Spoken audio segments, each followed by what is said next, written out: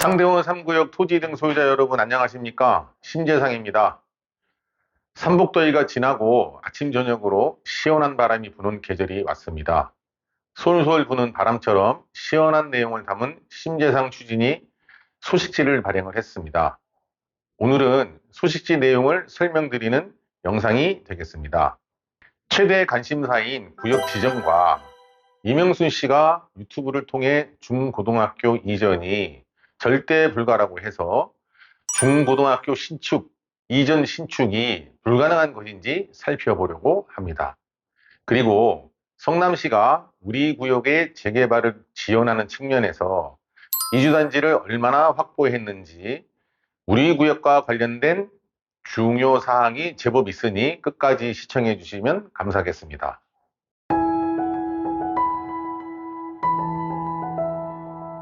소유자님들께서 가장 궁금해하시는 정비구역 지정부시와 관련해서 말씀드리겠습니다. 우리 상대원 3구역 정비구역 지정부시가 늦어진 이유로는 전략환경영향평가, 이하 환평이라 하겠습니다. 교육환경영향평가, 이하 교평이라 하겠습니다. 이 두 가지가 있습니다. 환평은 지난 5월 26일 환경부가 조건부 통과했으며 교평은 8월 1일 경기도 교육청에서 보완 지시를 하여 반려하였고 8월 8일 성남시가 보완 후 경기도 교육청에 제출했다고 합니다. 이를 토대로 9월이나 10월 중에 경기도 교육청에서 심의를 진행할 것으로 예상되고 있습니다. 향후 구역 지정 일정은 다음과 같이 예상되고 있습니다. 9월에 경기교육청에서 상대원 3구역 교평을 심의할 것으로 예상이 됩니다. 9월에 심의를 할 경우 10월에는 성남시 도시계획심의위원회에서 심의를 하고 곧바로 구역 지정을 할 것으로 예상이 됩니다.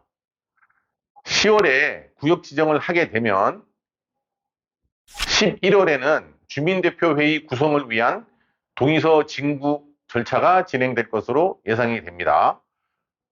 주민대표회의 구성을 위한 동의서는 토지 소유자 50% 이상의 동의를 얻는 추진위가 승인을 받게 되는 것이죠. 이 모든 절차가 끝나면 12월 이후에 주민대표회의가 승인될 것으로 예상하고 있습니다. 신재상 주민대표회의는 올해 하반기 정비구역 지정부시 일정에 맞춰 만반의 준비를 하여 주민대표회의 승인을 받을 수 있도록 최선을 다하겠습니다.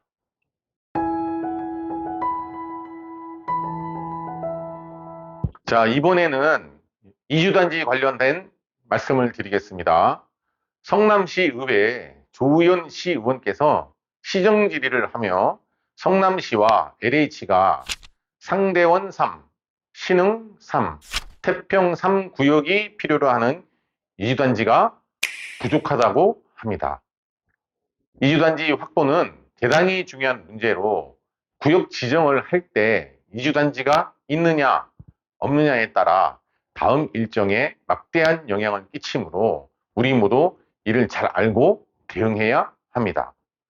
지난 6월 21일 성남시의회 본회의 시정질의 영상을 보시겠습니다. 제1단계 수진일, 신흥일 지역 재개발에 필요한 이주단지가 최소 3,200세대에 필요하다는데 현재 확보 가능한 이주단지는 1,600세대에 불과하다고 합니다. 이것도 예정입니다. 또한 제2단계 재개발 지역인 태평 3, 신흥 3, 상전 3 구역에 필요한 이주단지는 최소 4,800세대에 필요한데 확보 예정인 이주단지는 2,100세대에 불과하다고 합니다. 이 또한 불확실하고 결정된 게 아닌 예정이라고 합니다.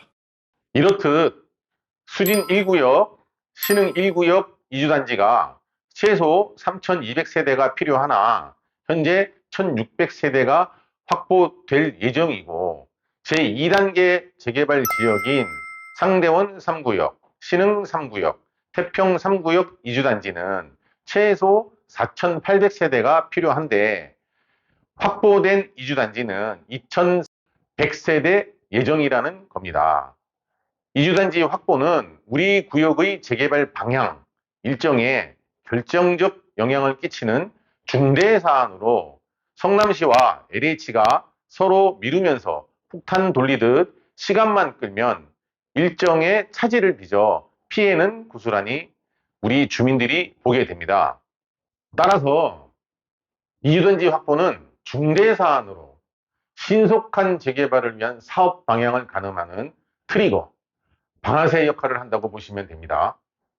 저희 신재상 주민대표회의는 이주단지 확보를 위해 성남시와 LH에 강력히 요청하여 원활한 사업이 진행될 수 있도록 최선을 다하겠습니다. 필요하다면 서명운동을 전개하고 집단민원을 제기할 수도 있습니다.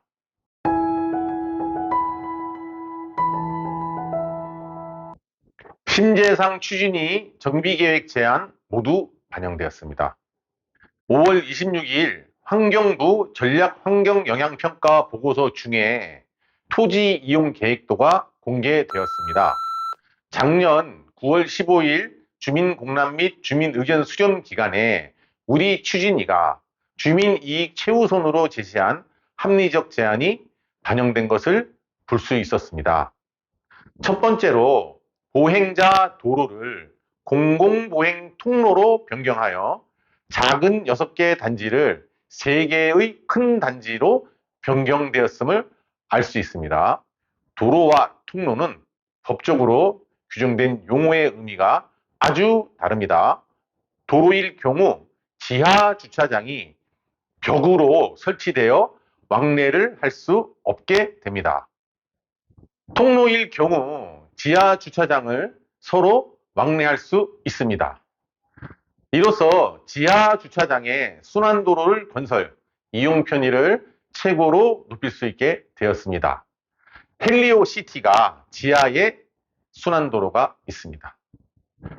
두 번째로 성남시 안은 6개 단지였고 우리 추진위는 이를 통합하여 3개 단지로 하자고 제안을 했는데 이 또한 수용되었습니다. 이로써 도로를 건너지 않고도 우리 구역 전체를 산책할 수 있는 보행권을 확보하게 되었고 각종 공공시설, 편의시설의 규모의 경제를 실현하게 되어 실생활에서 생활비용 절감 효과와 멋진 근린생활 공간 설계가 가능해졌고 저비용 사회를 만들 수 있는 기초를 만들었다고 보시면 되겠습니다. 세 번째로는 중앙공원의 확대입니다. 작은 공원에 불과했던 성남시 안을 크게 확대해서 제법 규모가 큰 공원 부지를 저희가 제안을 했고 수용되었습니다. 도로와 건축물을 설계하면서 도로를 덮개로 덮고 단지와 단지 사이를 오갈 수 있는 설계를 하면 우리 구역은 쾌적하고 안전한 산책로와 제법 규모가 되는 조경 환경을 조성하여 공원 속에 사는 것 같은 효과를 볼 수 있습니다. 네 번째로는 둔촌대로변 연도형 상가 제안이 수용되었습니다. 성남시 안에는 현재 상대원 1동 주민자치센터 쪽 둔촌대로변이 규모도 작고 공공시설이 많이 있는 형태로 연도형 상가 등은 아니었습니다. 이에 우리 추진위에서 대원 파출소 앞부터 대원 사거리까지 연도형 상가를 제안을 했고 수용이 되었음을 토지 이용 계획들을 통해서 확인할 수 있었습니다. 이로써 상가 대책 수립이 한결 수월해졌습니다. 상대원 2구역이 재개발되며 상대원 지역 상권은 고사 위기라는 충격이 가해지고 있습니다. 여기에 우리 상대원 3구역이 재개발되면 지역 상권은 무너질지도 모릅니다. 이에 따라 우리 구역과 상대원 2구역이 입주하는 시기에 맞춰 상대원 전체의 새로운 상권 형성을 시와 주민대표회의가 준비하고 대응해야 합니다. 여기엔 연도형 상가가 필수적입니다. 이를 메미콩 공장 이전의 명분으로 삼고 지역경제 활성화의 밑거름으로 연도형 상가를 제안했던 것입니다. 살기 좋은 상대원을 만들기 위한 신재상 추진위의 노력은 계속될 것입니다.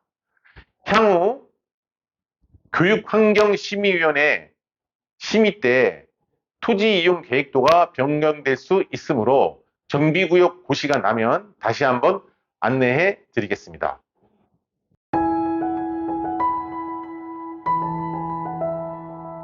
미래의 상대원은 최고의 학세권. 자, 다음으로는 상대원 학군 조성에 대한 내용입니다. 상대원 동에는 30년 동안 중고등학교가 없었습니다. 다른 지역에 비해 상대적으로 상대원동의 교육 환경이 열악한 것은 여러분들도 잘 아실 겁니다. 중원구 성남동에 8개의 중고등학교가 밀집해 있고 성일중고등학교, 성일정보고등학교도 여기에 있습니다. 지난 2022년 하반기 경기도교육청 교육환경보호심의위원회에 중원청소년 수련관 건너편 현재 고물상을 하고 있는 부지에 성일학원 산하 3개 학교의 이전 사업 안건이 상정되어 현재 보완 및 검토 중에 있습니다. 지난 6월 10일에는 성남시의회 행정교육위원회 정책간담회에서 이진찬 성남시 부시장과 성일학원 이전 예정부지와 대원공원 테마파크 조성부지가 일부 겹치는 문제를 해소하기 위한 논의도 있었습니다. 이러한 계획을 이명수 씨는 전혀 모른 채 유튜브를 통해 학교 이전과 관련하여 그린벨트, LPG 충전소, 운중 땅 등 10년 전 낡은 정보로 무조건 안 된다. 절대 불가라고 합니다. 우리 구역의 교육 환경 개선을 위해 힘을 써도 부족한 판에 반대, 불가만 외치고 있는데 안타까운 일이 아닐 수 없습니다. 교육 환경을 개선한 재개발 구역과 그렇지 않은 재개발 구역은 비교가 안 된다는 점 아실 겁니다. 유치원이 하나 있을 때와 2개 있을 때의 차이. 상대원 3구역은 학군이 있는 단지다. 그렇다면 보는 눈이 달라진다고 할 것입니다. 위원장이라면 교육 환경 개선을 위해 무엇이든 해야 합니다.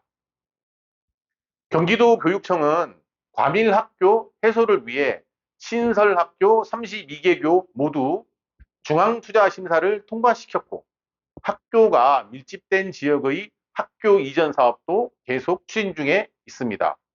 이를 적극 활용하면 상대원 학군 조성이 반드시 될 것이라고 믿습니다. 주민대표 회의로 승인되면 경기도교육청과 적극 협력하여 상대원의 학군이 조성되도록 최선을 다할 것이며 성일학원 이전에 대해 적극 지원할 것입니다.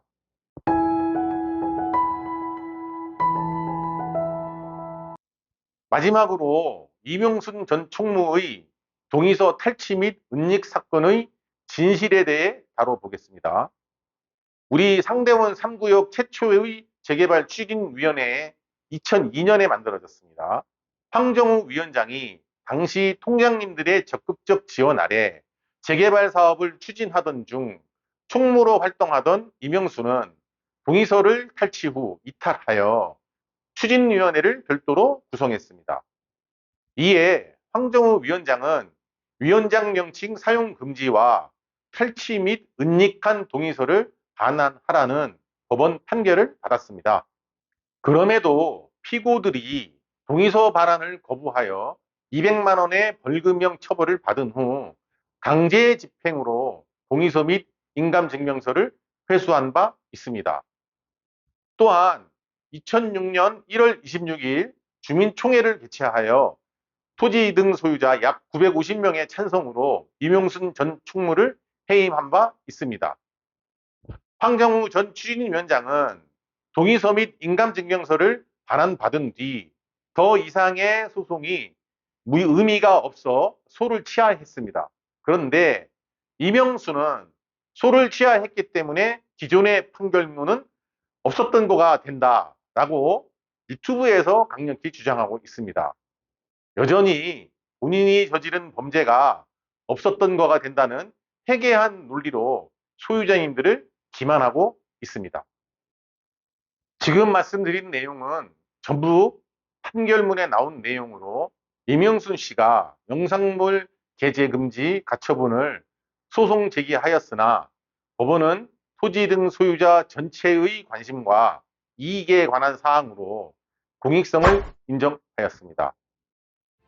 토지 등 소유자 여러분, 동의서 탈취 및 은닉으로 총회에서 해임되었고 동의서 반환이라는 법원 판결도 불복하는 자가 우리 상대원 3구역의 재개발위원장이 되려고 하는데 이를 보고만 계시겠습니까?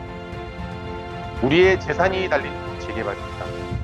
개인의 사욕을 채우려는 위원장과 공익을 위해 헌신적으로 노력하는 토지 등 소유자님들의 단호한 선택이 필요합니다. 현명한 판단 부탁드리겠습니다. 감사합니다.